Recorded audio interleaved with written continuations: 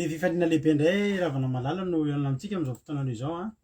Dia faly indray tenako miarahaba anao eto amin'ity androany ity tratra n'ity andro androany ity. Fotoana izay rahantsika mamy ao anatin'ny izao fandaharantsika vavaka fiambenana izay rahanao fandaharana vavaka fandaharana andramoka izao a. Izay rahanao amin'ny Aki radio a, mpikambana anatin'ny vavaka fiambenana, ny groupe izay maharesy a. Dia faly izay miarahaba anareo ary manana fiadana tompo amintsika tsirairay avy. Dia matoky sy mino fa ifampireheto indray tsika androany a. Dia mino aho fa tratran'ny farany ihany koa ianao ka raha androany no vao tonga eto dia marety hatramin'ny farany fa hiaraka eto tsika ao amin'ny adiny ilay sasany mahery eo tsika ny hiaraka eto a. Ifampahirana alalan'ny hira amin'ny alalan'ny tenin'Andriamanitra, amin'ny alalan'ny vavaka. Dia izaho matoky fa tsy taka ny hidiranao teto no hivoahanao eto a, fa ahery a, hitraka ary tsy ho kivy. Alleloia. Ka raha kivikivy ianao tonga eto a, ilainao ty fandaharana ity, raha reradreraka ianao a, ilainao ty fandaharana ity. Miarahaba antsika rehetrarehetra ihany koa izay efa mpanaraka eto a. Raha vao androany ianao vao tonga eto a, dia aza mihafahafa mihitsy ianao mandray anjara anaty commentaire miaraka aminay eto satria raisinay tena hoe amin'ny fifaliana ny raisana anao eto a. Dia faly izay mahita anao eto. Alleloia. Dia aza mihafahafa. Alleloia. Atsika rehetrarehetra izy ity ary eto fandaharana ity dia tsisy tombo sy ala fa izay tonga eto a. Dia tsisy lavina na dia iray ary fa avy amin'ny Andriamanitra avokoa ianareo rehetrarehetra. Dia tahiny tompo ihany koa ranabavy Lina, artizanay de Madagasikara. Izy niditra voalohany teto androany dia tahiny Jesosy be ianao a, Andriamanitra anie ombanao a. Dia hotain'Andriamanitra ianao sy ny ankonanao. Dia mahereza hatrany. Alleloia. Ranabavy Lina niditra voalohany teto a. Dia hotain'Andriamanitra manokana ilay izy. Dia manaraka azy ranabavy Misfit, tahiny Jesosy ihany koa Zandola, Bent Sava, Tojo Mikael, Erika Raka, Naël, Sandola, Elisabeth, Andoandry, Bent Sava. Dia tahiny tompo koa Monique Mariette, dia ao ihany koa ry Roly Anisha, Tina Rakoto Arzaka. Dia tahiny Jesosy a Maman Valtina, Angela Io, Koda Leoni, Nerina Rodriguez tahiny Jesosy a. Dia Maman Valtina, Marie-Jo. Dia tahiny Jesosy ihany koa i Verselina, Emelo Avlitina, Zina Teoda. Tahiny Jesosy a Emelo Avlitina. Dia ao ihany koa i Kotre kamaradin'i Jesosy, Antonina Suzelle, Jonathan, Tonga Soa Fanilo Zavondramanana, Nambintso Makrina, Eme Manambotso. Dia ao ihany koa i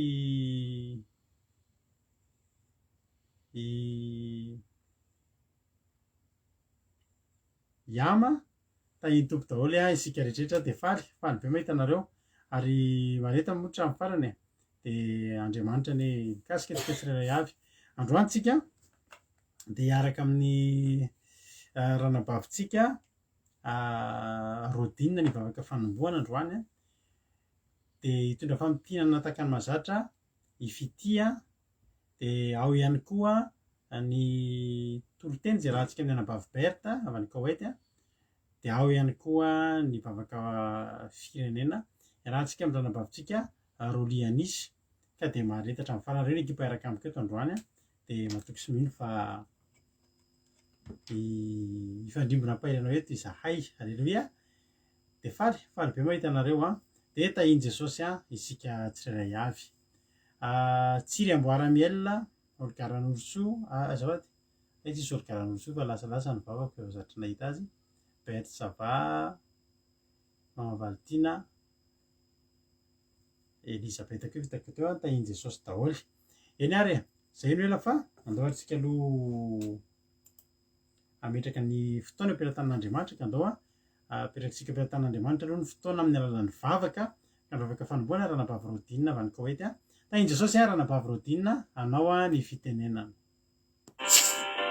Faly miarahaba ho an'ny paster ny tenako Ary faly koa miarahaba ho antsika tsirairay avy mbola tafahoana amin'izao fandaharana izao. Andeha isika hivavaka hanapetraka izao fotoana izao. Faly misaotra midera mankalaza ny anarana izay Andriamanitra, satria mbola nitantanina sy narovana izay nandritra ny herinandro lasa iny ka tratra amin'izao hiditry herinandro vaovao izao.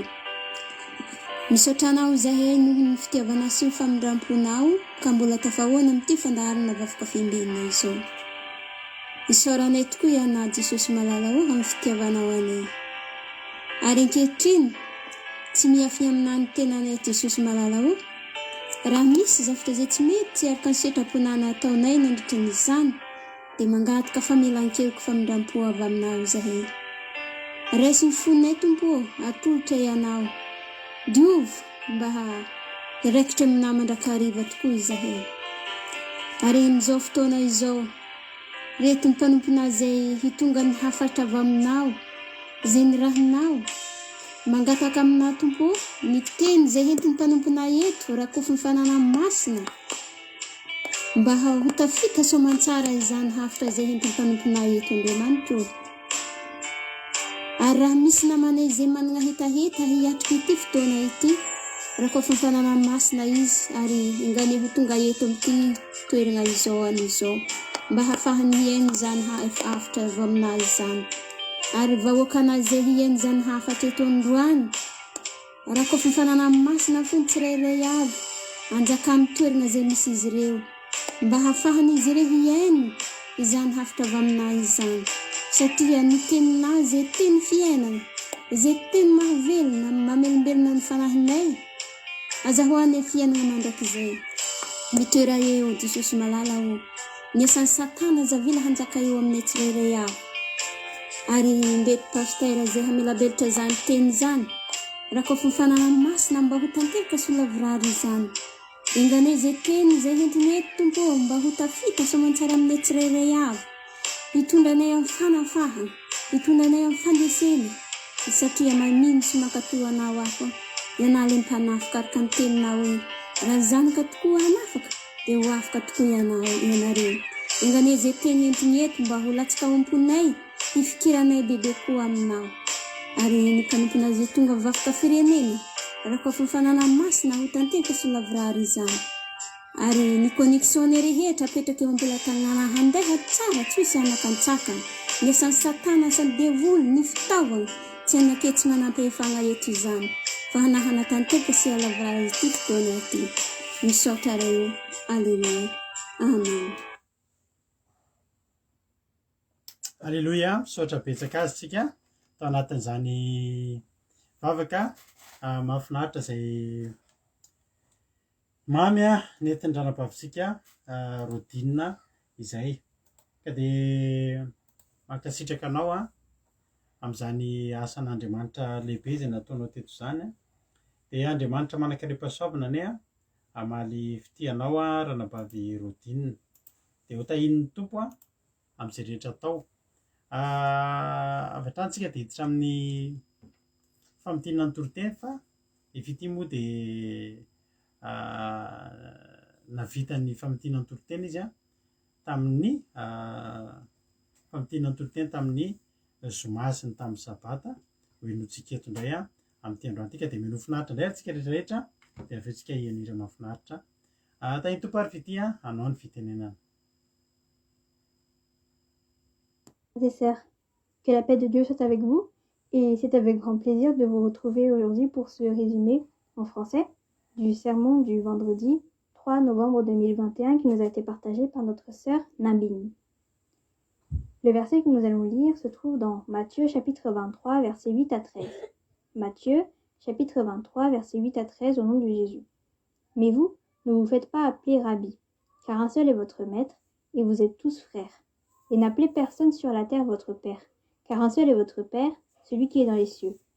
Ne vous faites pas appeler directeur, car un seul est votre directeur, le Christ. Le plus grand parmi vous sera votre serviteur. Quiconque s'élèvera sera abaissé, et quiconque s'abaissera sera élevé. Malheur à vous, scribes et pharisiens hypocrites, parce que vous fermez aux hommes le royaume des cieux, Vous n'y entrez pas vous-même et vous n'y laissez pas entrer ceux qui veulent entrer. Amen. Ce verset est un enseignement qu'on donne sur l'humilité. Il te dit de ne pas te faire appeler rabbi. Parce qu'en ce moment, il y a des gens qui cherchent de la gloire de la part des gens. Ils veulent se faire appeler prophète, apôtre, bishop. Ils veulent se faire un nom et ils veulent se faire donc appeler rabbi. Ils veulent du respect de la part des gens, comme les pharisiens. Mais toi, si il y a des pasteurs qui écoutent cette émission en ce moment, ne te laisse pas appeler rabbi parce que c'est un piège. Si tu acceptes de te faire appeler rabbi, tu prends la gloire qui revient à Dieu. Le verset 9 nous dit ensuite « Et n'appelez personne sur la terre votre Père, car un seul est votre Père, celui qui est dans les cieux. » Par exemple, quand le pape François prend le nom de pape, il prend en fait la place de Dieu, parce que pape, ça veut dire Père. Le verset 12 nous dit ensuite « Quiconque s'élèvera sera abaissé, et quiconque s'abaissera sera élevé. » Amen. Si tu veux que Dieu t'élève, abaisse-toi. Parce que si tu essaies de t'élever toi-même, Dieu va t'abaisser, comme les pharisiens. Les pharisiens, eux, ils font exprès d'aller dans des endroits pleins de monde, dans les marchés pleins de monde, pour prier et dire « Seigneur, je jeûne encore une fois aujourd'hui, et je prie pour la 5e fois de la journée. Purifie-nous, Seigneur Dieu. » Ils essaient de s'élever, mais Dieu, lui, il les abaisse. Jésus lui-même, il donne l'exemple de l'humilité. Il a accepté de naître dans une étable, alors que lui, c'est le roi des rois. Ça, c'est de l'humilité. Mais maintenant, il y a des pasteurs qui, par exemple, ont un micro en or. Il y a un pasteur qui a un micro en or et c'est que lui qui a le droit d'y toucher. Et il y a des pasteurs qui viennent même dans des limousines et les gens se prosternent devant eux quand ils passent. Et il y a même des gens qui se prennent pour Jésus et il y a des gens qui le transportent. C'est grave. On n'a pas à croire à ces choses-là. Nous ne sommes pas nés d'hier. Parce que même Jésus, lui, quand il a accompli des miracles, il a dit de ne pas le dire aux autres personnes. Ça aussi, c'est un exemple d'humilité que Jésus nous a donné. Et en fait, pendant toute sa vie sur terre, Jésus s'est abaissé. Mais maintenant, au ciel, il est au ciel et il est très élevé. Il est plein de gloire. Alléluia. Dans le verset 13, on nous dit ensuite « Malheur à vous, scribes et pharisiens hypocrites, parce que vous fermez aux hommes le royaume des cieux. Vous n'y entrez pas vous-même et vous n'y laissez pas entrer ceux qui veulent entrer. » Ça aussi, c'est un autre mauvais caractère des pharisiens. Ils se comportent mal, et donc ils ne vont pas entrer au ciel, mais en plus, ils apprennent ce mauvais comportement aux autres, et les autres, par la suite, ne vont pas aussi au ciel. Il y a des pasteurs, par exemple, qui aiment l'argent, qui adorent l'argent, et ils apprennent aux autres à faire de même, à adorer l'argent eux aussi, au lieu de se repentir. Et donc, eux, ces pasteurs-là, ils sont perdus, mais ils entraînent aussi les autres avec eux. Donc, aux pasteurs qui nous écoutent aujourd'hui, enseignez d'abord aux autres à se repentir, avant toute chose. Voilà pour les résumés en français du sermon du vendredi 3 décembre 2021. Je vais ensuite vous faire le résumé en français du sermon du sabbat 4 novembre 2021 qui nous a été partagé par pasteur Jade. Le verset que nous allons lire se trouve dans 2 Samuel chapitre 15 verset 23. 2 Samuel chapitre 15 verset 23 au nom de Jésus. Toute la contrée était en larmes et l'on poussait de grands cris au passage de tout le peuple. Le roi passa le torrent de Cédron et tout le peuple passa vis-à-vis du chemin qui mène au désert. Amen. Voici les Écritures en italique au nom de Jésus. Fuite de David, entrée d'Absalom dans Jérusalem. Amen. Donc c'est là que Absalom, le fils de David, l'a trahi et c'est là qu'il veut lui prendre son trône. Et vu que David ne veut pas se battre contre son fils, il a décidé de prendre la fuite à la place. Et donc, il a traversé le torrent de Cédron. Dans cette vallée, il fait sombre et il y a plein de pierres et il fait peur. Et dans cette vallée où se trouve le torrent de Cédron, il fait 7 kilomètres. Et il y a des eaux qui traînent partout, il y a des tombes. Comment ne pas avoir peur? Mais David, il était obligé de traverser cette vallée et le torrent pour pouvoir aller dans la montagne des Oliviers. Nous aussi, en ce moment, nous traversons tous ce torrent et cette vallée. Et on est obligé de passer par là si on veut aller au ciel. On doit le traverser. Mais on ne peut pas le traverser seul, parce que cette vallée, elle fait vraiment peur. Nous, on doit le traverser avec la force de Dieu, on doit marcher avec Dieu. David, lui, il n'avait pas peur quand il a traversé la vallée. Nous allons lire Psaume 23, verset 4. Psaume 23, verset 4, au nom de Jésus. Quand je marche dans la vallée de l'ombre de la mort, je ne crains aucun mal, car tu es avec moi. Ta houlette et ton bâton me rassurent. Donc, David, lui, il n'avait pas peur parce que Dieu était avec lui. Donc, si toi aussi tu traverses la vallée de la mort, la vallée qui fait très peur, demande la force à Dieu pour que tu puisses la traverser et surmonter la peur qui est en toi. Surtout que David, il a dû traverser cette vallée qui fait peur pour éviter le combat qui l'attendait, pour éviter de se battre contre son fils. Et donc Dieu a préféré le voir traverser cette vallée qui fait peur plutôt que de le voir se battre contre son fils. Donc toi, si tu traverses cette vallée de l'ombre et de la mort, c'est parce que Dieu, en fait, veut t'enlever d'une situation qui serait encore beaucoup plus difficile pour toi. Donc après que David ait traversé la vallée, il était arrivé à la montagne des Oliviers. Et peu après être arrivé à la montagne des Oliviers où il a prié, il y avait un homme qui s'appelle Shimei et qui a maudit David. Nous allons voir un verset dans 2 Samuel chapitre 16, versets 7 à 8. Au nom de Jésus. Shimei parlait aussi ainsi en le maudissant. Va-t'en, va-t'en, homme de sang, méchant homme. L'Éternel fait retomber sur toi tout le sang de la maison de Saül, dont tu occupais le trône, et l'Éternel a livré le royaume entre les mains d'Absalom, ton fils. Et te voilà malheureux, comme tu le mérites, car tu es un homme de sang. Shimei, lui, il a maudit David. Il lui a même jeté des pierres. Mais Dieu était avec David. Et c'est pour ça que, dans 2 Samuel, chapitre 19, versets 18 à 20, nous allons lire ça. 2 Samuel, chapitre 19, versets 18 à 20, au nom de Jésus. Le bateau, mis à la disposition du roi, faisait la traversée pour transporter sa maison. Et au moment où le roi allait passer le Jourdain, Shimei, fils de Guéra, se prosterna devant lui. Et il dit au roi, que mon Seigneur ne tienne pas compte de mon iniquité, qu'il oublie que ton serviteur l'a offensé le jour où le roi mon Seigneur sortait de Jérusalem, et que le roi n'y ait point égard.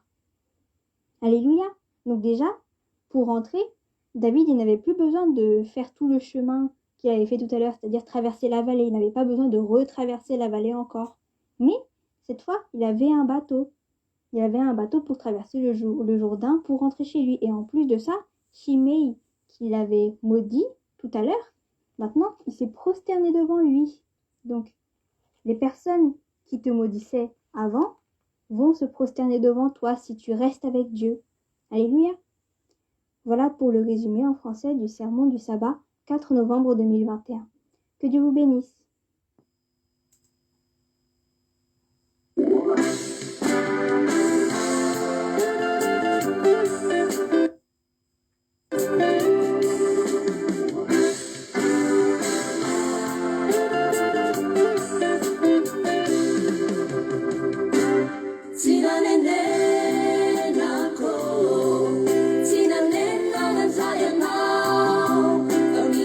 Sana, Julie, Friday,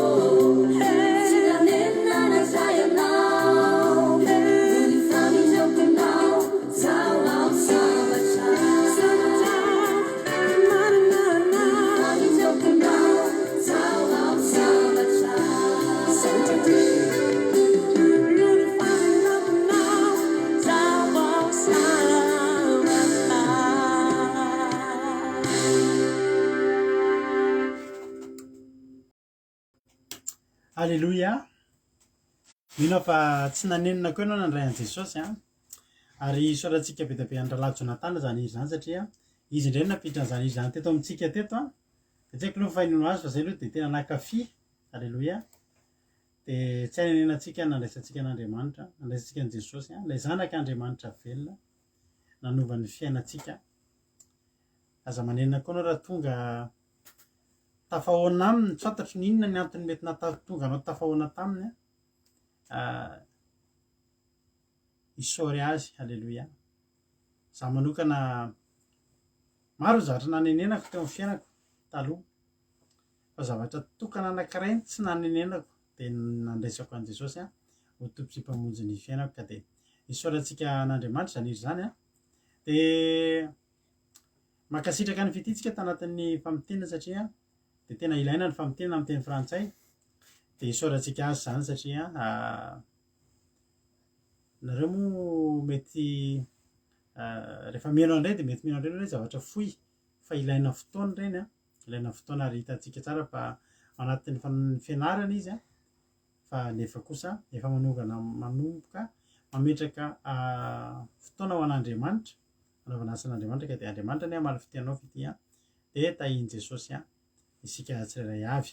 Raha misy mbola tsy voarabako dia arabaiko a, nefa ohatrany efa ninareo teo ihany no bezivezy ngamba fandresena fitiavana mbola tsy narabaiko teo tahian' Jesosy a, itody Raonisoa izy koa mbola tsy narabaiko teo a, Veroselina efa narabaiko a, dia tahian' Jesosy a,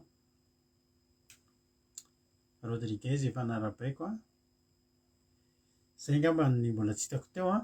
Dia tahian' Jesosy a, dia isika tsara hono ny hira dia misaotra antsika rehetrarehetra ihany koa mankafy.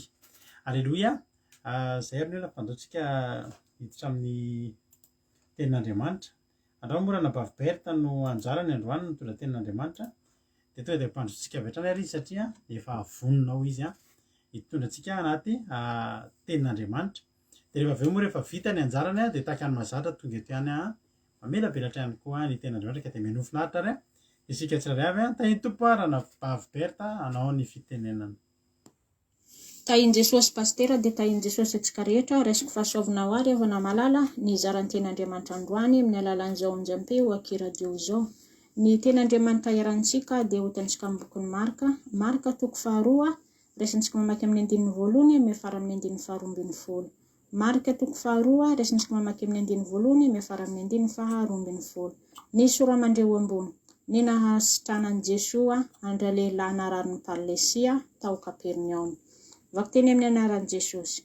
Ary noho niditra tao Kapernaum indray izy, rehefa afaka andro vitsivitsy dia rehefa tao an-trano izy, ka dia tafahangona ny maro, ka tsy nisy toerana intsony na dia teo anoloan'ny varavarana azy. Ary izay nitory ny teny taminy, ary nisy nanatona nitondra ny anankiray narariny Palesisa ho eo aminy, izay nolanjainy efa dahy, ary satria tsy afaka nanakaiky azy izy noho ny habetsahany vahoaka. Dia nanesorany tafon'ny trano ny toeran'i Jesoa, ka noho nefa voasokatra dia nampidininy teo amin'ny fandriany izay nandrian'ilay marariny Palesisa. Ary Jesoa noho nahita ny finoan'ireo dia nanao tamin'ilay marariny Palesisa hoe: anaka, voavela ny helokao. Ary nisy mpanodin-dalàna sasany nipetraka teo ka nieritreritra tao ambony hoe nahoana ialahy ty no miteny toy izany, miteny ratsy izy. Iza no nahavela heloka afa-tsy iray ihany dia Andriamanitra. Ary niaraka tamin'izay Jesua dia nahalala tao am-panahiny fa nieritreritra izay tao ambony ireo. Dia hoy izy taminy, nahoana ianareo no nieritreritra izay zavatra izay ao ambonareo? Iza moa no moramora kokoa no manao amin'ilay marary ny parlesisa hoe voavela ny helokao, sa ny manao hoe mitsangana betao ny fandrianao ka mandehana. Fa mba ho fantatrareo fa ny zanak'olona manana fahefana ety ambony tany hamela heloka, dia lazaiko aminao, hoy izy tamin'ilay marary ny parlasisa, mitsangana batao ny fandrianao ka modia any an-tranonao. Dia nitsangana izy ka nabeta ny fandriany miaraka tamin'izay ary miala tao anatrehany fandriany. Miala teo anatrehany olona rehetra, dia talanjona izy rehetra ka nankalaza an'Andriamanitra nanao hoe tsy mbola nahita izay toy izao izahay. Haleluia, amen.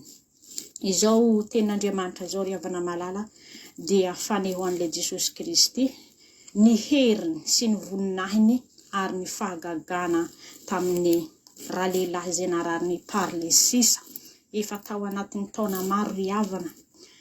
Tena tsy nisy ny azony natao tsy afaka nihetsika izao lehilahy izao. Tena efa nandamaka tao an-tranony izy ry havana kanefa nangetaheta hitady ilay Jesosy Kristy.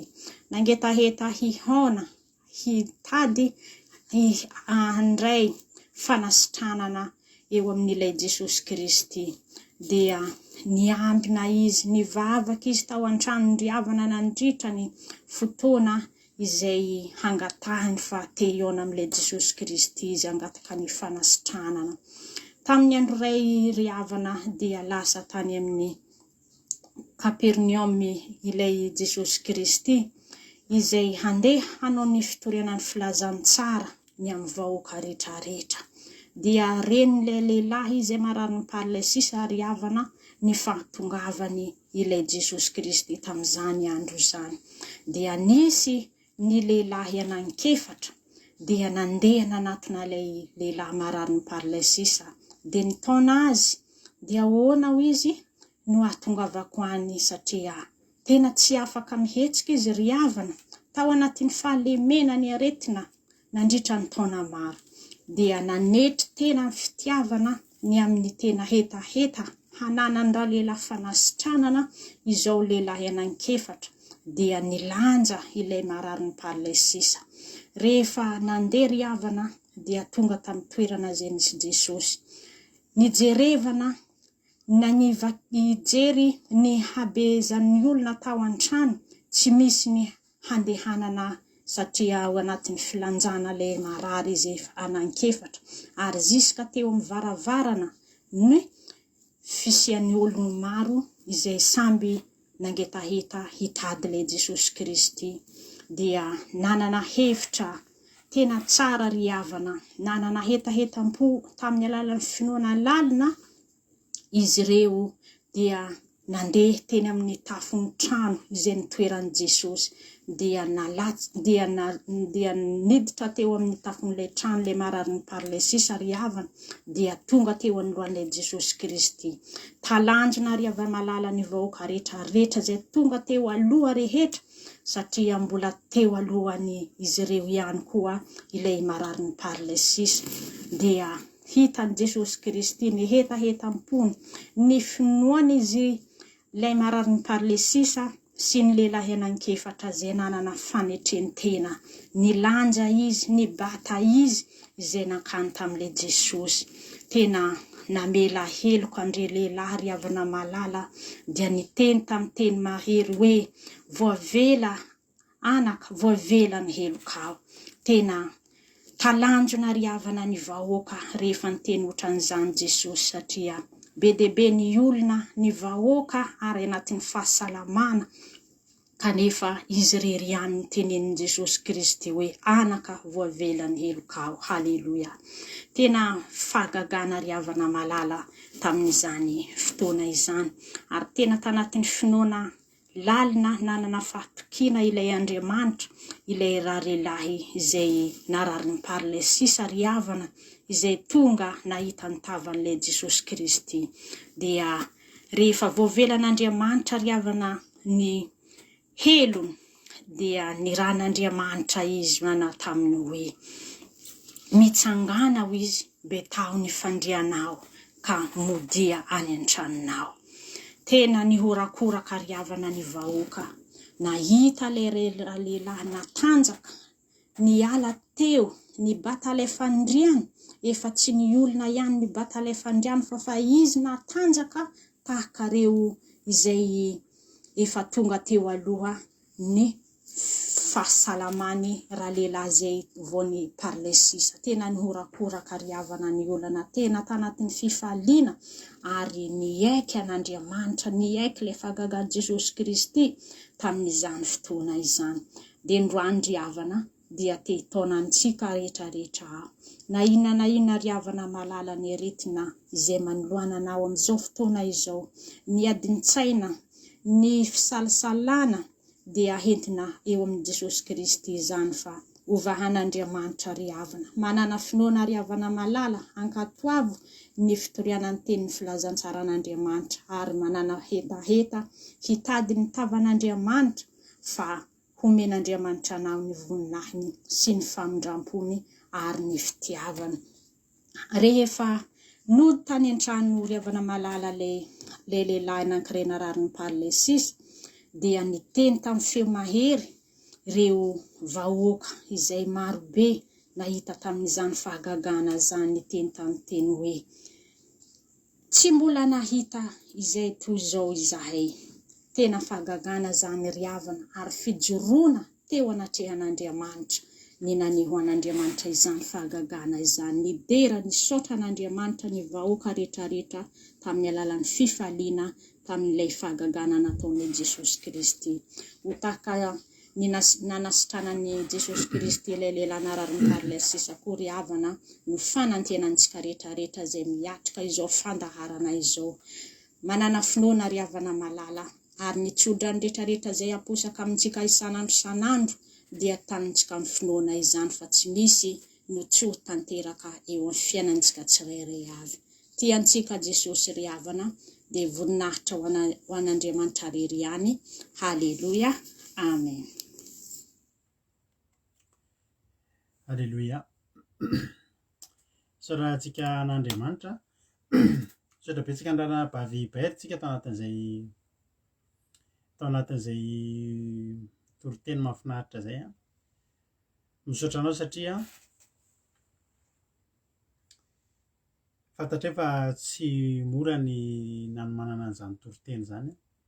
Raha mahita ny asa mandraraza isaninareo any amin'ny toerana misy anareo any, ka dia mankasitraka dia manome voninahitra an'Andriamanitra sika. Dia Andriamanitra ny ranabavy Berta mahatry fitianao dia izay renofinao ny ataony. Haleloia. Dia ioty ny vokatra izany asan'Andriamanitra izany satria namafy ianao dia mijinjaso aman-tsara amin'ny anaran'i Jesosy. Tomboa fahasoavana mitombositra dia tongava amin'ny ambony indrindra ranabavy Berta tahian Jesosy ianao. Misaotra indrindra amin'ny fandraisana anjara.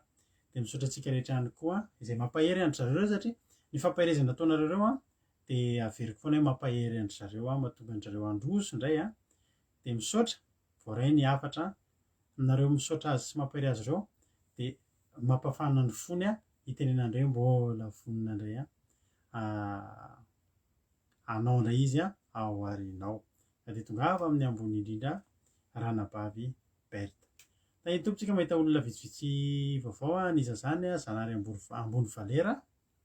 Zanahary ambony Valera dia misy anankiray hitako teo tonga soanareo misy anankiray izay koa hitako teo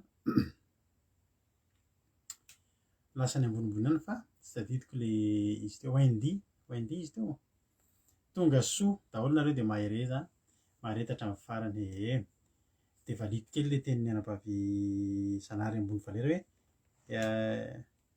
paralysis any ve le paralysis le fiten'ilay ankizy moa samy manana ny fiteny ohatry ny hoe misy olona zao a any Soavinandriana de tsika miteny Soavinandriana fa izy rehefa any de Soavin'ny Andriana ozy Ndrina fa azo antoka kosa fa azonareo tsara tsara ny zavatra tiany teny hoe paralysis sy ny paralysis de mitovy paralysis zay zany le izy a de efa voavaly angamba ny fiteny iny any a resaka fomba fiteny fotsiny moa no mahasamihafa an'ireny de misaotra anareo nefa tsy mihafahafa manontany tahiny tompo a isika rehetrarehetra ka teto ny olona de zao nahita zavatra nahagaga ny olona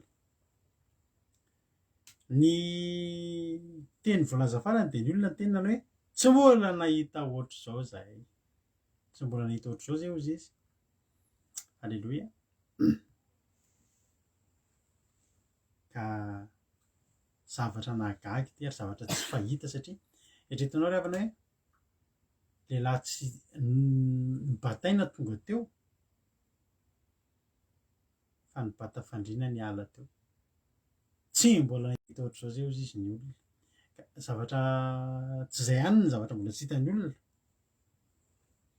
fa na de nahita raha hoe io lehilahy io tokony tany amin'ny farany tsy afaka niditra niaraka tamin'ny fandriana tamin'izany nge ravina ka tena fanetsina ny olona mifanetsina ny olona tena mifanetety ny olona amin'izany ianao rehefa le mandeha ao aminatin'izany de hitany hoe miorirana iny foana de mangatantalana aminao de mitsisisika andeha ho aiza andeha tady an'i Jesosy akisisika ary mba tonga anao ery aloha ery fa tena voaririritra mihitsy ny akanjonao nefa olona ray ary ianao raha mitondra mitaiza kely aloha ianao amin'izany a de fa sahirana andeha aninona andeha hitady an'i Jesosy mila misisika mitady an'i Jesosy mila misisika ry havana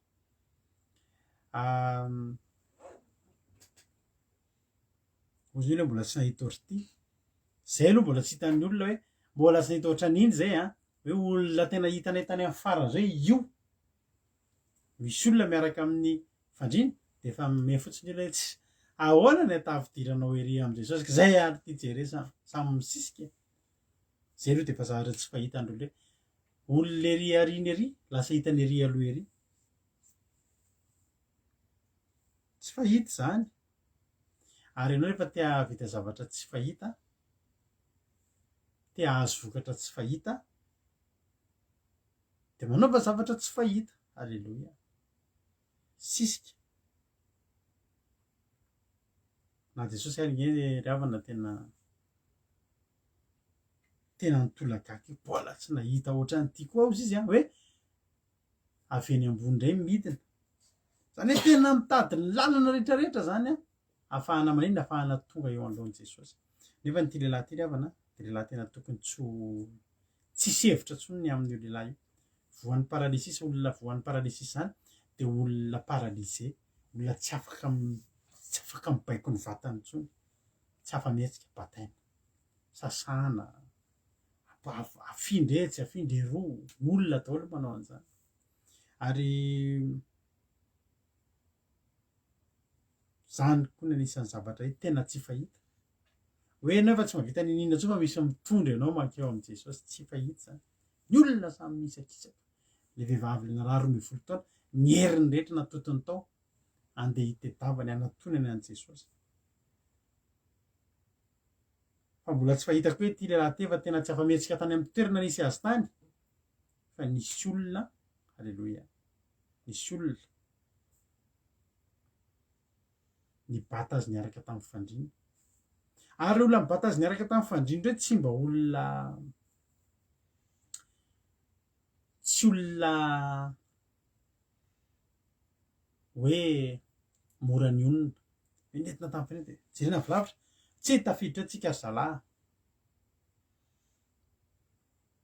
atao hiverina ody fa raha izany ny zavatra nitranga de niverina nody a ary paralysisa mandra-pahafatiny ty lehilahy ty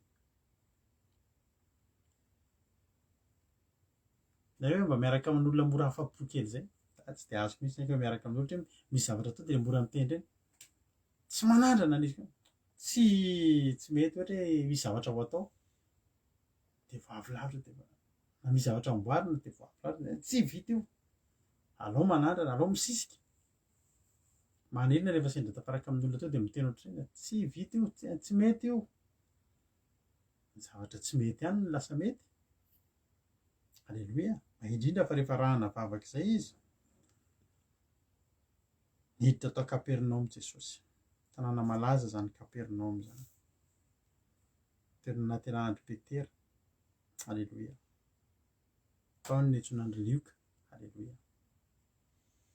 anaovany Jesosy fahagagana tao dia tafangona ny maro ka tsy nisy toerana intsony na dia teny anoloan'ny varavarana ary izy dia nitory teny taminy tafangona ny olona zay toerana misy an' Jesosy dia feno olona satria eo tonga dia fa mihaino toriteny ianao dia mahazo fanasitranana ianao misy fotoana ampianonana toriteny ianao dia fa misokatra ny sainao eo ampianonana toriteny ianao dia fa sitrany olona mihaino Jesosy ngerevana eo ampianonana toriteny dia fa misy sitrany tsy voatery hametraha tanana misy olona mahino an' Jesosy mitoriteny fotsiny dia délivre satria lehilahy marina io mitory io ary fahamarinana nytoriana io ary fahamarinana manafaka atsika izy zay dia ho fantatrareo marina dia ny marina nafaka anareo tsy mandevo misy olona zany voatonga fotsiny tsy mila ampianitraha tanana tsy mila ivavahana fa mihaino toriteny ianao inge sitra ny toriteny ianao io halleloia ianao zatra mihaino toriteny io toriteny nanasitrana anao toriteny nanovany fiainanao atsika mbola nifametra tanana akory toriteny nanasitrana anao io toriteny nanovany fiainanao io halleloia dia nihaino toriteny ireo dia fanety tsisy toerana ntsony hatreny varavarana azy ary nisy nanatona ny tondra anankiray marary ny paralysisa ho eo aminy izay nolanjain'ny efada tonga zany ny efada tondra azy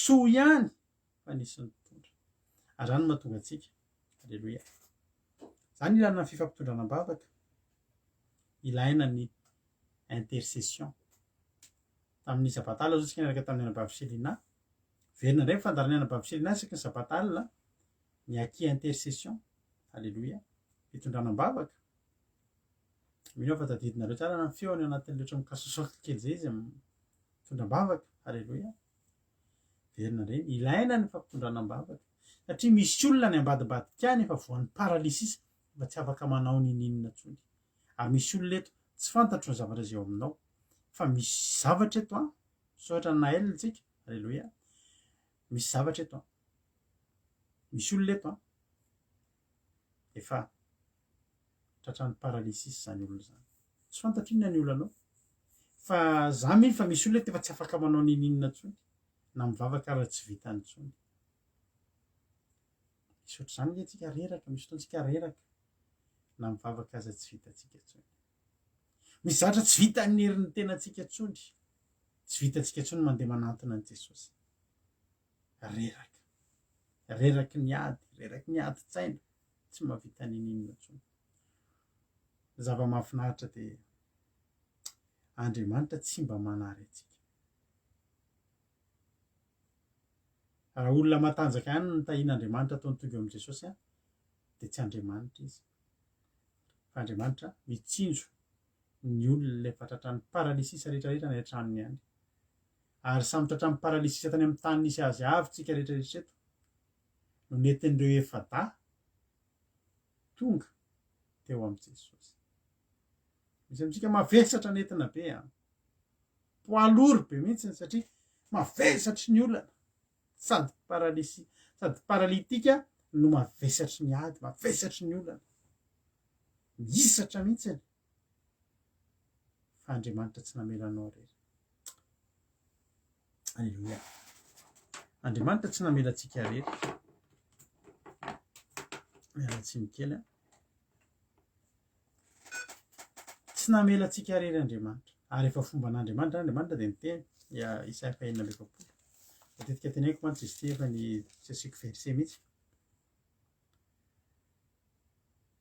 Isaia 1:20 nge vakitsika hoy ny tenin'Andriamanitra mihaino ary taranaky Jakoba sy izay sisa rehetra amin'ny taranaky Israely izay ny babena hatrany an-kibo sy nentina hatrany am-bohaka fa na dia mandra-pantitra ao aza dia tsy miova ary na mandra-pafotsiny volonareo dia za ihany no isahirana mitondra anareo izany nareo dia za ihany no hitrotro eny izany hitondra sy anapaka rehefa tsy afaka tsika Andriamanitra afaka mibaby Andriamanitra afaka mitrotro ary eto tsy Andriamanitra no mitrotro fa nandefasan'ny halleloia nandefasan'ny anjeliny nandefasan'ny anjeliny tsika rehetrarehetra io teto dia nandefasan'ny anjely ty lehilahy ty hitondra azy efa ta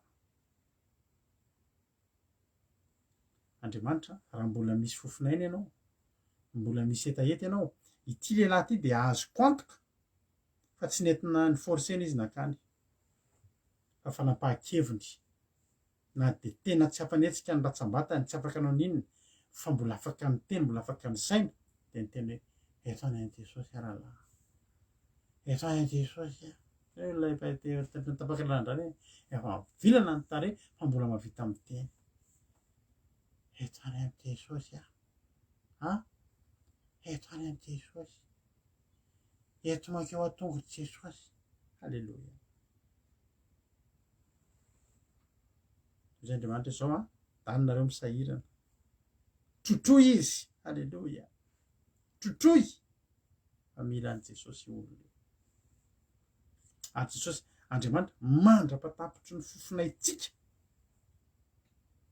dia mitarika atsika Andriamanitra amin'ny fomba rehetrarehetra salamy fahavalamy efapolo ny evaka itsika salamy fahavalamy efapolo andininy fa andiny efatra amby folo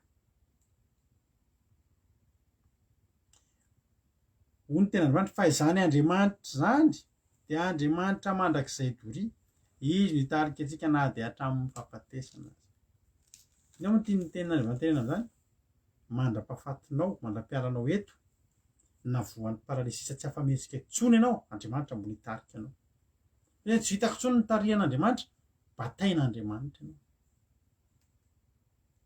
tsy avelan'Andriamanitra zany ianao halleloia ary misy olona eto efa mibatain'Andriamanitra sisy izy dia tonga amian'ny tenin'Andriamanitra eto bataina trotrona babena entiny eo ambonin'ny fandriana ary Andriamanitra rehefa vonona ity lehilahy ty vonona fotsiny izy fa eto any Jesosy marary avy eto any Jesosy tonga ny anjely tonga ny efata da hoentiny izy ireo olona ireo tsy olombelona tsotra ireo fa raha olombelona tsotra ireo vao nahita avy lavitra feno zany toerana zany tsy tafiditra ao tsika rahalahy tena herim-po verimainy ty fandao hiverina tsia manana mission reo efata reo ny mission andreo dia mission sarobidy hitondra n'io lehilahy io tonga eo an-tongotry Jesosy na amin'ny fomba ahoana na amin'ny fomba ahoana halleloia ny mission andreo dia zao eto eo an-tongotry Jesosy ty olona ty fa mifatongavana eo mahasitrana azy zay no ilain'ny fiainana eto eo izy tsisy adevitra tena be olona be tsy mety ty Andriamanitra tsia tonga dia lasa zareo na ninona ary nisy nanatona nitondra an'le nakay marary Palestina zay nolanjainy ny efata ary satria tsy afaka nanakaiky izy noho ny abetsahany vaoka dia nanesorany tafon'ny trano ny toeran'i Jesosy niakatra iza no afaka hianika trano mitondra olona eo ambony fandriana iza ny afaka anao an'izany tsy herin'olombelona zany tsy herin'olombelona zany na no mitady efata tena le ren'le matanjaka be manao fanan'olona matanjaka maneran-tany reny tadidiko tamin'izay mbola kely misy an'izany hoe John Capes matanjaka be lehilahy matanjaka indrindra eran-tany reny makainakevatra amin'ireny tsika dia misy olona ray entina amin'ny fandriana io tsy hoe poids fotsiny fa rehefa mitondra an'iny ianao dia mila mahitsy ohatr'izao zany olona satria zany menjera ary le sady voan'ny paralysy hoe menjery tsy tonga dia efa maty zany azotsika tsaina hoe zany hoe misy fandriana zany ohatr'izao dia zao nitondrana azy dia miakatra eny ambony tafotrano ahoana ny ahafahana mitondra eny ambony tafotrano tsy olona ireo tsy herin'olombelona ireo herin'Andriamanitra irak'Andriamanitra ireo efata reo mitondra io lehilahy io netita teny ambony tafo aloha ary rehefa tonga teny ambony tafo ny fitondrana azy teny tsy vitan'olombelona ny fitondrananao ny tenin'Andriamanitra resin'ny tenin'Andriamanitra io tsy herin'olombelona io fa anjely efata mitondra anao teo ambonin'ny fandrinanao teo amin'ny toerana nahareraka anao nentina teny ary tsy vitan'izay mbola nesorina ny tafo manam-pahefana izy any afaka nala tafotafon'olona zany manam-pahefana ireo ary zay tafo zany nesorina ny tafo satria aina novonjena fanahan'olona novonjena eo anoloan'ny famonjen'Andriamanitra ny fanahanao ho esorin'Andriamanitra ny tafo ataon'Andriamanitra ny impossible amonjena ny fanahanao satria sarobidy amin'Andriamanitra ity lehilahy paralitika ity lehilahy ty tena fiarahamonina tsisy nilana azy tsony tsy mahavita ninina io tsy mahampidi-boly io tsy mahavita raharaha io tsy mahavita ninina fa io le manahirana ianao inge fa olona nanahirana ny fiarahamonina nanahirana ny fiarahamonina ianao tao anatin'ny olana amin'ny taonina na tonga anao tsy hafa-nietsika intsony taka an'ity lehilahy paralitika ity fa nanahirana ny fiarahamonina nanahirana ny olona ianao fa Andriamanitra nanolo tena Isaia 46:4 vonona mbola nisahirana taminao hatramin'ny farany nisahirana ho anao Andriamanitra tsy mamelanao zany araka le tsy mamelanao eny antsasadalana izy ndraisy ny atanana ny mombanao dia tsy maintsy tonga eo amin'i Jesosy ary mitsangana ny anaranao halleloia dia nesorina ny tafo dia nampidinina tsy herin'olombelona zany ry havana tsy herin'olombelona zany tsy vitan'olombelona zany tsisy mahavita an'izany any mahatonga ny olona tena tsy mbola nahita ohatra zao satria hitan'ny olona rehetra teo daholo ny zavatra andraka hoe iny avy any aoriana ilay izy a tampotambokeo iny fa niakatra ny ambony tafo tampotambokeo iny fa nidina moramora ny fandrina zzz ny olona efa nilahatra hatramin'ny telo maraina ny emotra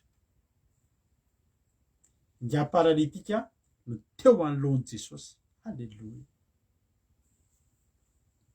amen ry havana rariny olona raha ny tena hoe mbola tsy nahita ohatran'ity zay hatramin'izay tsy mbola nahita ohatr'ity maro ny olona voan'ny paralysisa fa tsy ny olona voan'ny paralysisa rehetra nanendahana tafo nampidiny tonga teo anoloan'i Jesosy fahasoavana ngeravana zany nao tonga eo anoloan'i Jesosy eo atongotry Jesosy zany ny olona ngeravana ery alavitra be ry mena hoe ahoana fa ty lehilahy ty tonga teo nidina teo no ninona fahasoavan'Andriamanitra zany ny atao hoe fahasoavan'Andriamanitra olona tsy tokony ho tonga teo fa tonga teo halleloia tsy tonga teo tamin'ny lafiny rehetra tsy tonga teo io tsy tokony ho tonga teo barak'ile teny teo Andriamanitra ny sahirana ho azy dia ny sahiranana fahasahiranana ry havako ny natao an'ity lehilahy fahasahiranana tena nanetsika zavatra maro Andriamanitra fa tsy maninona efa nitenen'ilay iraka ilay kapiteny hoe maninona ianao mbola manahirana amin'ny mpampianatra ihany efa maty ange ijairo azafady tsy fantatry ny olona fa Jesosy vao nisahirana ary zany zavatra tsy iray adinontsika izay Andriamanitra dia zao hainao aza mihafahafa mangataka amin'Andriamanitra aza mihafahafa ianao mivavaka amin'Andriamanitra aza mihafahafa satria zao tena vony nisahirana ho anao Andriamanitra ny olonantsika tsy mety tsika ohatran'ny hoe tena mihafahafatsika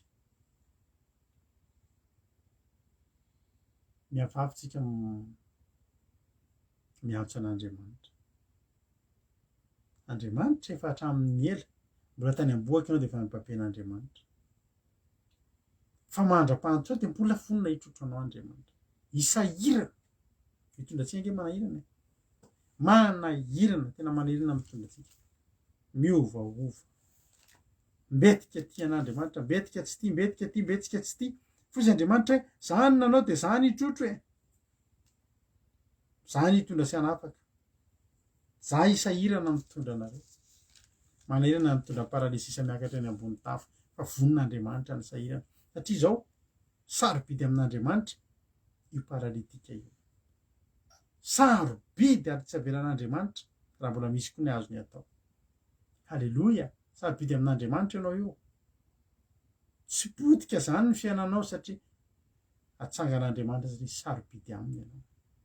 Tsy fon'Andriamanitra ianao amoy fo, tsy fon'Andriamanitra ianao ho afa-baraka ho fafahambaraka zany. Zay Andriamanitra isahiranako. Halleloja. Avinao Andriamanitra isahirana, avinao Andriamanitra ikarakaranao, ianao manaiky ity lehilahy ty zay sisa ny tao anatiny manaiky sisa manaiky etiny ao Jesosy. Halleloja. Ao ambony fandriana voakasika Jesosy. Jesosy hoe Jesosy no nahita ny finoany reo dia nanao tamin'ilay marary ny paralysisa hoe anaka vao velany eloko ao. Halleloja. Ity lehilahy ty tsy nibebaka akory, tsy afaka miteny Jesosy hoana arosety ahoana rava ny sisety nahasoka amin'izay efa tevany lelo efa miraikitra fa ny fahatongavany teo ny etaetany tonga teo, ny etaetany nanaiky ny bataina tonga teo fa tonga Jesosy tonga dia niteny tsy mila miteny ianao androany fa zao vao vela fotsiny ny eloko. Halleloja. Halleloja. Ny etaetantsika an'Andriamanitra ry havana, ny etaetantsika ity an'Andriamanitra, ny etaetantsika anatin'Andriamanitra io mahatonga an'Andriamanitra tonga dia amela heloka atsika dia vao vela ny eloko le voan'ny lehilahy voan'ny paralysisa vao vela ny eloko. Ny fariseo moa teto tesitra fa tsy idirantsika tsony iny tsy dia iny ny idirantsika iny ahoana le teny no miteny toy izany miteny ratsy satria ny fariseo dia efa mazava ho azy sy ny mpanorandalàna dia efa tsy nanaiky an'i Jesosy hatramin'izay. Ary marina ny tenin'Andriamanitra izay nitenenin'reto mpanorandalàna reto miteny ratsy izy, miteny ratsy tokoa Jesosy, ratsy Jesosy fa zareo tsy nanaiky fa Jesosy ny Jesosy. Fa zay olona rehetra miteny zany hoe vao vela ny eloko ao ry zanako, hitanao misy olona zao zay mahatonga antsika tsy mikônfesy.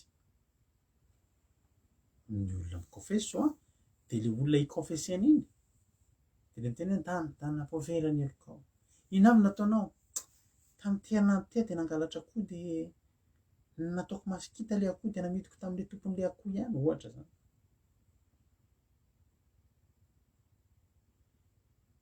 Dia reny zany zao dia izy le olona tena nangalarinao le akoho andreo dia tsy hitan'ireo hoe akohony ihany no aniny tsy azada tany vao vela ny eloko ao. Dia aza manao tsiny amin'ny manaraka reny zany zao miteny ratsy satria Andriamanitra ihany ny afaka hamela heloka. Tsika zany tsika mpanompon'Andriamanitra tsy afaka hiteny an'izany mihitsy hoe tany vao vela ny eloko ao. Andriamanitra ihany mamela heloka, Jesosy ihany mamela heloka. Halleloja. Menareo amin'ilay izy ka vita masikita dia le tompony ihany le valotany hoe faly le tompony akoho mihinana le masikita hoe akohany ihany. Dia amin'ireo reto Jesosy miteny ratsy izy izy mahavela heloka fa tsy raha ihany dia Andriamanitra satria izy tsy manaiky fa Jesosy dia Andriamanitra. Fa ianao manaiky fa Jesosy dia Andriamanitra. Halleloja. Ary niaraka tamin'i Jesosy dia nalala ny tao amin'ny tao am-panahiny dia nieritreritra ny tao am-pony ka nanao hoe nahoana nareo mieritreritra zany zavatra ny ao am-ponareo, izy moa moramora kokoa manao amin'ilay marary ny paralysisa vao vela ny eloko ao sa manao amin'ny mitsanganana be tao mifandrenao ka mandehana. Porofony Jesosy teto fa anana ny fahefana, anana ny fahefana ety any an-danitra sy ety an-tany. Zao ry havana, ny famelan-keloka tonga eo amintsika dia famindrapon'Andriamanitra tonga eo amintsika dia famonjena ao amintsika. Halleloja. Vao vela heloka ny olona iray vita fihavanana amin'Andriamanitra dia tafaray amin'Andriamanitra dia tafita sitrana vany olana sy ny sisa. ho le jamba anankiray hoe Bartimeo jamba hoe Jesosy zanaky Davida mamindrafo amiko. Ho koa reo jamba fola Jesosy zanaky Davida mamindrafo aminay. Satria fantatr'ireo fa ny loharano fitahiana ny voaloha-pahasoavana eo amin'ny fiainany ahatonga ny fahasoavan'Andriamanitra hiasa eo amin'ny fiainany dia ny famindrapo. Angatao amin'Andriamanitra androany mba ho tonga aminao ny famindrapon'Andriamanitra. Jesosy ny tena inona moramora kokoa amin'ny Jesosy raha tokony zay tsangana dia be tao mifandrinanao dia tena fotsiny hoe anaka vao vela ny elokao niaraka tamin'izay dia hitsangana io lehilahy paralitika io. Anaka vao vela ny elokao tsisy alahelo-n'Andriamanitra intsony aminao, vao vela ianao tsy tambesara lota intsony ianao mitsangana. Halleloia. Dia novain'i Jesosy amin'izay ny teny rehefa tsy mety aminareo ary izy Jesosy dia porofoko aminareo androany fa hanany fahefana. Fa mba ho fantatreo fa zanak'olona manana fahefana ety ambonin'ny tany amy elaeloko dia lazaiko aminao hoy izy tamin'ilay maran'ny paralysisa tsangana be tao ny fandrianao dia mody any an-tranonao. Halleloia. Amin'i Jesosy ireo zavatra mitovy fa nentin'ny nanam-porofona fa sady azo ny ataony mamela eloko ny azo ny ataony miteny amin'io eo mitsangana fa sitrana ianao. Raha mba tonga antsika tsy sitrana dia tsika mbola tsy voavela eloka. Fa raha voavela eloka isika ihany hibata ny fandrianantsika. Rehefa tonga amin'i Jesosy ianao dia voavela ny fahotanao dia izao tsy ilainao intsony ireo olona efatra izao ary tsy maty antoka. Izay tonga amin'i Jesosy ry havana. Mahafinaritra ny raha misy pastera namako zezaka manao afaka avy mitoro teny mitarika fotoana izy ataony foana izay izy tsy misy miala maina izay rehetra tonga, tsy misy miala maina tao mandindihy mihitsy tonga. Tahiny to pastera Solopa raha maheno an'izao. Halleloia. Dia izao ny Jesosy. Ny olona tonga amin'i Jesosy nge havana sambatra. Tsy ny eritreretinao afandriana zany fananana zany. Misy olona tsy manana fandriana fa misy olona manana fandriana. Dia tsy haiko ohatrinona ny fandriana raha mividy fandriana ianao izao. Ity laty ny olona tonga amin'i Jesosy ry havana mandray fahasoavana dobla. Mandray dobla. Nentina tamin'ny fandriana izy tonga teo fa niala teo izy nivimbina ny fandriana ny lody ihany. Miampy fanasitranana. Izy ihany no vimbina. Lasa matanjaka be. Ny heriny verina tasa matanjaka be ny fananana tsy very. Ny olona tonga amin'izao zany zany hoe tena tonga dia nanaraka hatramin'ny fandriana. Inona vavanareo? Izao sitrana izao dia nanaraka hatramin'ny fandriana finareo. Ry havana. Dia Jesosy tonga eo anao sitrana. Fahasoavana dobla. Ny fandriananao entinao mody ny fahasalamanao manaraka anao ny devoly manao an'izany. Tonga any an-dadana be ianao mody ohatran'ny lazainy fa sitrana aloha fa ny akolamena aloha dia nanaraka teo ny tantely sy ny inona avy nandanino vola rehetrarehetra tany dia nanaraka teo. Mandoa vola nge avana mankany amin'ny devoly. Fa eo amin'i Jesosy ny ianao ary entinao mody. Halleluia. Mitondra mody mitondra mody izay tonga eo amin'i Jesosy, mitondra fahasoavana, mitondra fanasitrahana, mbola mibata fandriana ihany koa. Raha izy fotsiny zany hoe iny lehilahy iny zany nisitrana tamin'ny paralysisy ny asa natao voalohany nividy malo nandrafitra fandriana tsia. Nentinao nody ny fandriananao ry paralitika. Nentinao nody ny fanananao. Tsy maty antoka ianao. Fanasitranana nyraisinao tsisy fahasairanana fa etaeta ny nentina tao. Tena ozy ny olona hoe tena dia nitsangana iraka tamin'izay izy. Dia nitsangana izy ka nambeta ny fandrinany tamin'izay ary niala teo anatrehan'ny olona rehetra. Ohatrany hitako eto izy mangatantara hoe miolana mba miolana sady lasa efa mba enjakena miolana azafady fa maharita hatramin'ny farany nareo fa ny azo tao dia leta ny fandriana. Tahiny tompo izy nanao an'iny fa ianao raha tahin'Andriamanitra mijalona ihany aloha mihaino aza to dia maika hibata ny fandriana dia tsy hita mihaino tenin'Andriamanitra. Halleloia. hotahiny tompany antsika rehetrrehetra fa za matoky somino fa io zavatra fiainanao io koa dia isy olona hiteny any ambadibadika any hoe mbola tsy nahita ohatry ty aho. Alleluia. Raha manaiky ianao ny hoe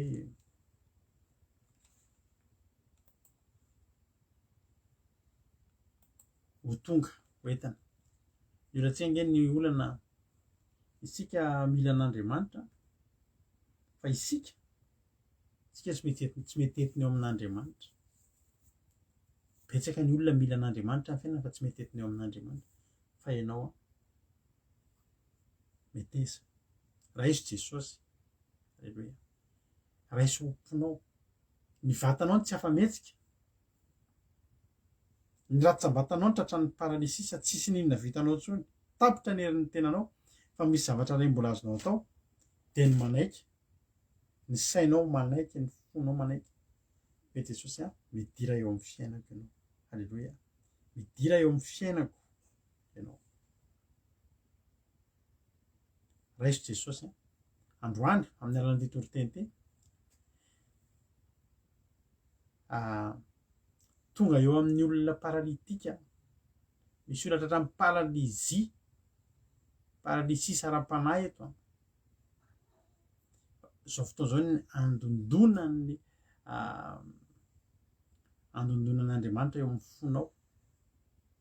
Raha sokafanao ny fonao dia ho betaina eo amin'ny fandrinanao ianao, ho bataina miaraka amin'ny fandrina ianao, entina eo an-tongotr'i Jesosy ary mitsangana avy eo ianao hitsangana ny fiainanao ho sitrana amin'ny aretina ianao hitsangana ny finoanao misy olona efa tratran'ny paralysisa efa tsy afaka tsisy na finoana tsisy tsony ao anatiny, tsy te heritreritra ninona tsony satria ekivy eo amin'ny fiainana fa ho bataina ianao dia ianao nitsangana avy eo hipetan'ny fandrinanao.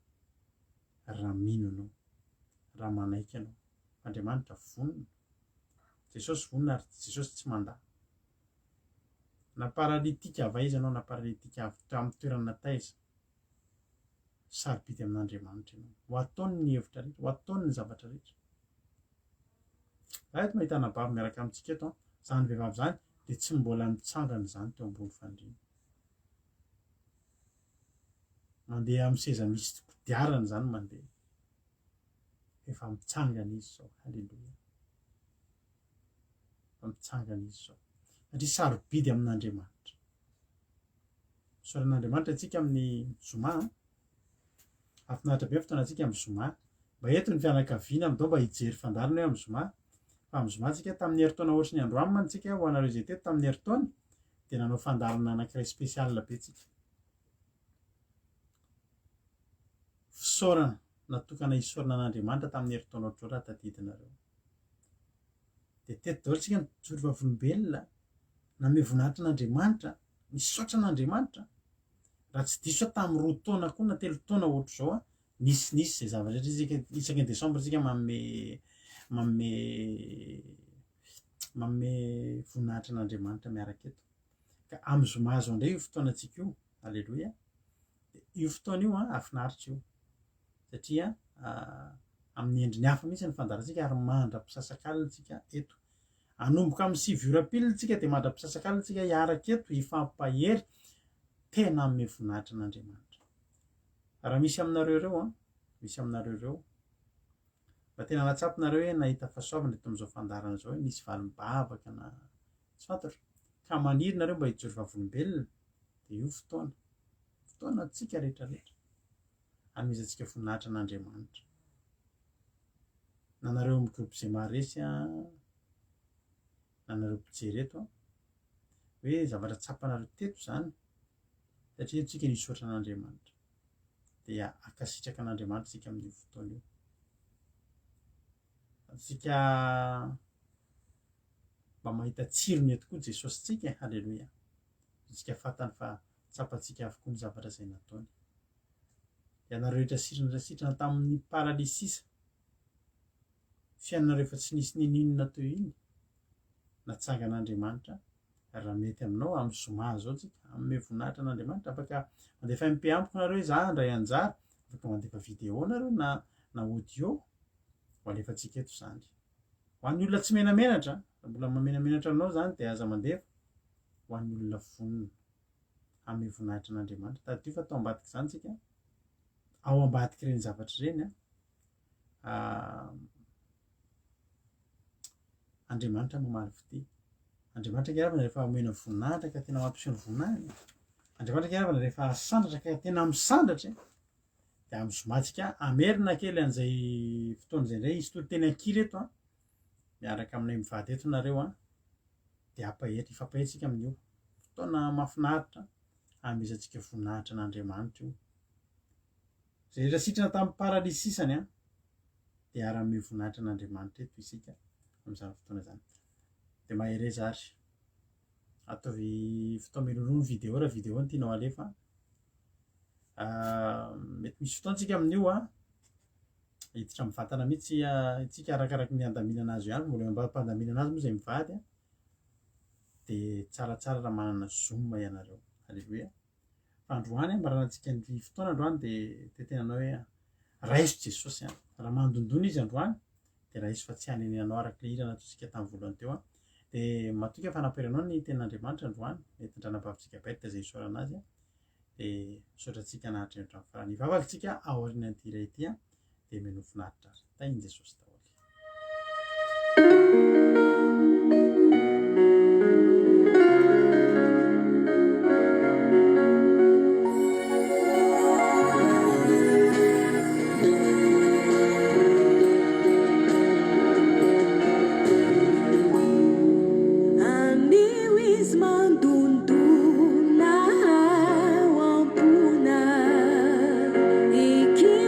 Rahambu, laha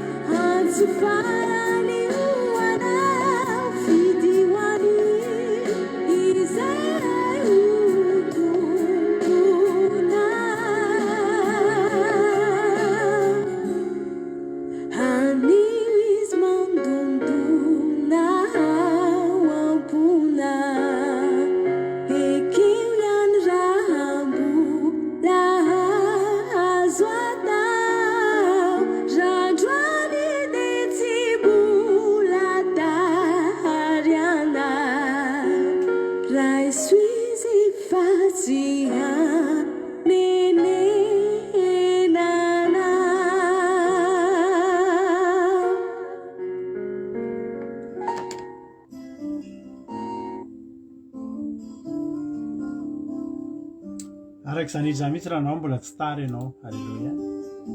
Manatona azy raha nio mbola tsy tara. Alleluia. Ary raha tsapanao mihitsy ny hoe anisan'ny ao anatin'izany fiainana tsy afahamihetsika zany ianao anatin'izany hoe fiainana olona paralitika zany ry havana, hoe tena mavesatra mihitsy ny paralisisa mahazo ny fiainanao. Mety eza ho trotron'Andriamanitra ianao androany fa vitan'Andriamanitra io, mbola vitan'Andriamanitra io fiainanao io. Ianao mety mieritreritra hoe olana be fa tsy hitako intsony fa vitan'Andriamanitra io. Alleluia. Na ampiakaranao eny ambony tafo na hanesorana ny tafo, vitan'Andriamanitra zany ho anao. Alleluia.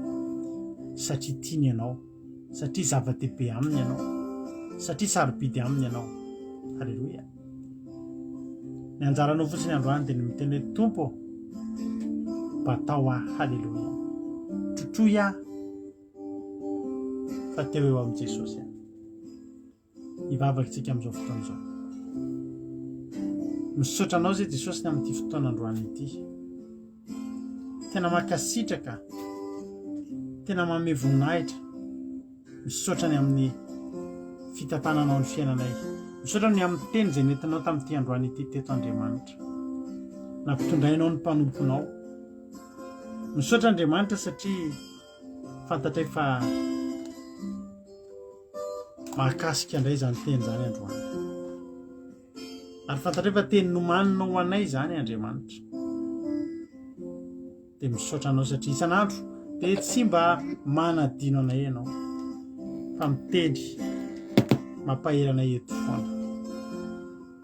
Misaotra Jehovah Andriamanitra ary angatahako aminao dia mba tsy ho verimaina zany teny izany fa tena hoe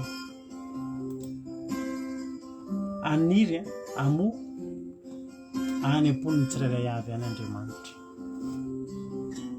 Misaotra indrindra Tompo, misaotra ny amin'ny fitiavanao anay. Misaotra satria tsara ianao.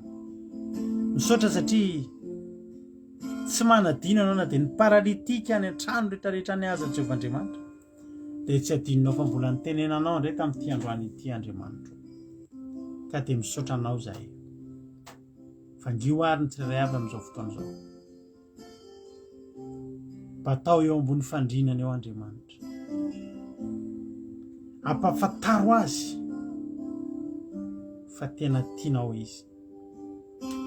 Irao ny anjelinao, irao ny fanahinao masina hitondra ny tsirairay avy ho tonga eo an-tongotry ny tompo androany. Irao ny fanahinao masina ampirehatra indray ny anatina ihany. Ilay afo iredareda ka iredareda amin'ny fitiavana an'Andriamanitra, iredareda amin'ny etaentan'Andriamanitra ka ho tonga eo an-tongotra ao Jesosy ary eo an-tongotra ao no hanasitranana anay, eo an-tongotra ao ny amin'ny mahana ny olanay. Saotra Jesosy malalo, saotra voninahitra ho anao, saotra sy ny dera ho anao, ny aja ambony indrindra ho anao. Matoka fa manangona ny paralitika rehetra indray ianao amin'izao fotoana izao. Ary ho atsanganao ireo ary amin'ny heriny ihany ny batany ny fandrinany andehanany ody any amin'izay nisy azy. Ary manomboka eo dia ho paralitika taloha fa zanak'Andriamanitra ankehitriny matanjaka. Alleluia. Salama ary manana ho avy mamirapiratra. Saotra Andriamanitra, saotra Jehovah Andriamanitra.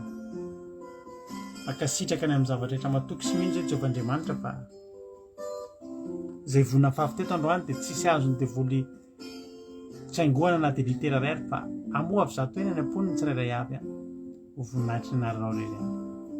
Saotra betsaka Jesosy. Tera ny ajany saotra sy voninahitra anao hatramin'izay dia mandrakizay. Raha misy adininay Jehovah Andriamanitra dia ianao malala ary ianao mihoatra lavitra izay manetretinay any ianao Jehovah Andriamanitra satria kely dia kely ny takatry ny fisainanay fa ianao kosa mahatakatra sy mahalala ka na dia izay tsy nangatahana aiza dia ho ataonao eo amin'ny fiainan'ny tsirairay avy. Misaotra Tompo, mankasitraka indrindra raha eo. Halleloia. Amen. Hivavakantsika ho an'ny firenena amin'izao fotoana izao a. Andao ampandrotsika nabavintsika Rolianisa avy any Alemaina, izy nitondra vavaka ho an'ny firenena amin'izao fotoana izao. Tahi Tompo a, raha nabavy Rolia, anao ny fitenenana. Tahiny Tompo pastera, tahiny Tompo tsika rehetra izay mpanaraka an'izao fandaharana izao a, dia mbola hiara mivavaka ary tsika hivavaka ho amin'ny firenena malalatsika. Ry Jehovah Andriamanitra iray mahery mpanao ny lanitra sy ny tany io, rain'i Jesosy Kristy. Eny, velom-pisaorana anao izay misoro rehetra izay efa nataonao taminay, ary izay mbola omenao ihany koa. Matoky izay Jehovah ô, fa ianao dia mpanao ny soa, mpanao ny tsara ianao, ka matoky ianao izay. Eny Tompo, ny teny rehetra izay voalaza teto, dia samy latsaka ao am-ponay tsirairay avy, tsisy ho raraka tany izany, fa hiditra ao amin'ny vonay rehetra. Tompo, ninjely masinao, ilay efa nilanja, ilay lehilahy marary ny Palerisesy. Noingany koa hitondra ny fiainanay tsirairay avy, hitahy anay, izay rehetra mbola tsy salama ary izay rehetra mbola manana olana sy vesarany fahotana. Dia nanjelinao masina no hitondra anay, nanjelinao masina no anafaka izany, ka hoentiny eo amin'ny Jesosy Kristy Tompo, izay zanakao raha eo. Satria mino izahay, mino sy manantena, fa Jesosy Kristy Tompo, izay zanakao nirahanao tetỳ ambonin'ity tany ity, no anafaka anay amin'izay zavatra rehetra irianay, ary hitondra anay eo anatrehanao ray, ka ahatonga anay hipetraka eo akaikinao mandrakizay, rahatr'izay ka tonga eo amin'ny rao lanitra Jesosy.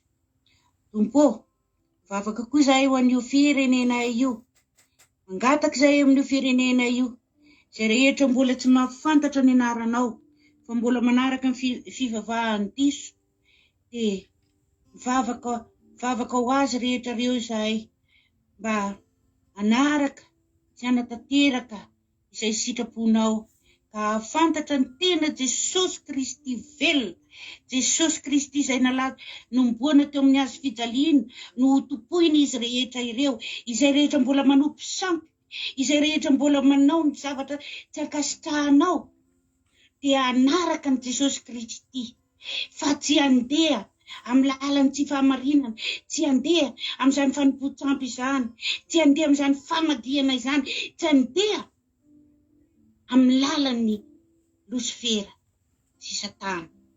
Fa ianao Jesosy Tompo no arahana, mangataka an'izany mafy izahay Jesosy io, tianay io firenena io, firenena tokony ho sambatra raha toka manana anao, saingy mbola betsaka ireo tsy mitodika aminao, fa mody miseho mitodika aminao eo amin'ny vavany fotsiny, fa ny fony tsy atolotry ny anao. Ka ankehitriny Jesosy io, mivavaka izahay, mangataka izahay, mba hanolotra ny fony tanteraka eo aminao, ny olona rehetra ao amin'ny firenena io, satria mahantra loatra izy Tompo, satria tsy manana anao, fa raha manana anao izy dia matoky izahay, fa tsy hahantra, satria ianao dia mpanome, ary tia ianao, tia ny zanak'olombelona ianao, mpanome izay rehetra tadiavina ianao, na inona tadiavina aminao Jesosy ahy, na inona dia omenao izany, amin'ny fonao tanteraka, ny ainao aza nalatsaka teo ambonin'ny hazo fijaliana, noho ny fitiavanao anay, fitiavanao an'io firenena io, ka izany zavatra rehetra izany fa omenao izany raha toka makasitraka sy makatelina ary manaraka anao izy Tompo. Izany no angatahanay, asondroto io firenena io, esoriny divoly izay manakasakana, izay manimba n'io firenena io. Angatahana aminao izany Jehovah ô, angatahana aminao izany Jesosy eo, ho afaka aritsaka tanao mba amin'ny faladianay ny Satana, ary alatsaka any anatin'ny ranomasimbe, lalina dia lalina, tsy ahery, tsy anjaka intsony ao amin'ny firenena io. Dia raina ianao Tompo, dia raina ianao Jesosy eo, amin'ny anaranao masina no hiantsona izany. Alleluia. Saotra tompo. Amen. Alleluia.